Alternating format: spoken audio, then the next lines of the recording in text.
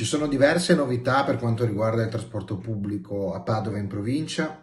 Da lunedì il tram effettuerà servizio festivo con orario festivo, mentre il trasporto extraurbano utilizzerà il servizio del sabato. Il trasporto urbano di Padova già oggi è in servizio con l'orario prefestivo, quindi del sabato, con alcuni rinforzi, specie la mattina sulla linea 7, ad esempio quella che va in zona industriale, per far sì che i lavoratori possano andare al lavoro senza i suoi autobus non eccessivamente pieni. Inoltre tutte le corse da lunedì urbano ed extraurbano termineranno attorno alle 8 di sera.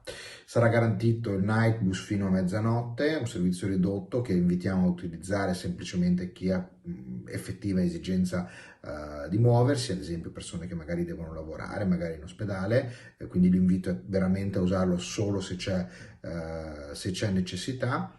Ricordiamo inoltre che su tutti i nostri mezzi è presente Gelmani per potersi pulire le mani una volta a bordo, e che sanifichiamo tutti i mezzi tutti i giorni prima dell'avvio del servizio, e anche il tram viene sanificato addirittura ogni corsa. Ecco, il servizio è ridotto, quindi perché ovviamente ci sono meno persone che girano, si invita a utilizzarlo solo chi ha bisogno, che deve andare effettivamente al lavoro. Per tutte le altre persone vale l'invito che si sta facendo da più parti in questi giorni, che è quello di rimanere a casa ed uscire semplicemente se ci sono delle necessità.